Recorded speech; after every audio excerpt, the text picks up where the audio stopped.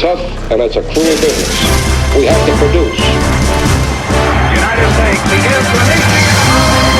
Deep downfield, wide open Tyree, who makes the catch.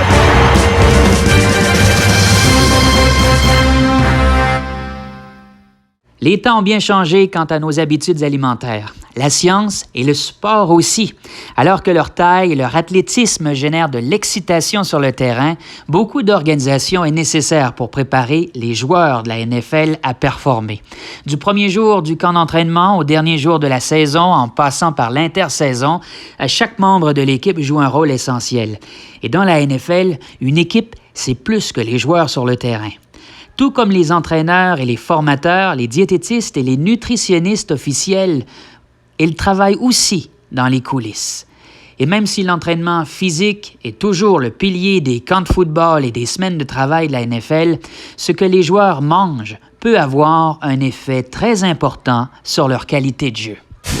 Les joueurs de football professionnels sont des athlètes hautement entraînés, avec des besoins alimentaires hautement spécialisés, à tel point que la plupart des équipes de la NFL ont désormais des diététiciens parmi leur personnel. De la recommandation d'aliments à servir dans les centres d'entraînement d'une équipe à l'élaboration des plans de repas pour les joueurs individuels, les diététistes de l'équipe essaient de s'assurer que les joueurs ont une alimentation saine. Et à cette fin, les Texans de Houston incluent 2 lignes de restauration dans la cafétéria de l'équipe, dont l'une est basée sur les directives de l'American Heart Association, moins les restrictions en sodium, car les joueurs de la NFL transpirent beaucoup.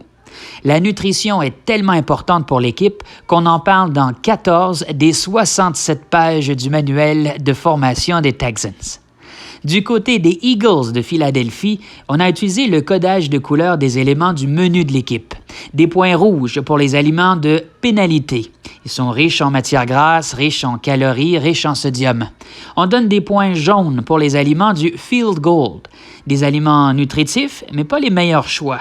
Et finalement, des points verts pour les aliments touchés. Des aliments faibles en gras, protéines maigres et fruits et légumes. Vous savez, le métabolisme de chacun est différent, mais le principe est simple. La nourriture alimente le corps, donc meilleur est le carburant, meilleures sont les performances. Mais cette prémisse est peut-être plus difficile à mettre en action, plus compliquée, par exemple, par le type de travail effectué par le corps du joueur et la quantité d'énergie qu'il dépense. Le joueur est-il un joueur de ligne qui essaie de garder son poids ou un joueur défensif qui a du mal à maintenir le muscle qui a été durement gagné et qui a été ajouté pendant la saison morte? La consommation de calories varie en fonction de la taille du joueur et de la quantité de courses qu'il fait pendant la semaine et s'il essaie de perdre du poids ou de se muscler. Il peut varier de 2500 à 5000 calories par jour. Selon les experts diététistes de la NFL, les joueurs peuvent consommer environ 37 à 41 calories par kilogramme de poids corporel pour maintenir leur performance athlétique. Compte tenu de toutes les façons dont les diététistes peuvent contribuer au succès d'un joueur et d'une équipe, il n'est pas surprenant qu'il y ait autant d'équipes qui les emploient. Voilà, c'était une autre capsule, La riche histoire de la NFL. J'espère que vous avez apprécié.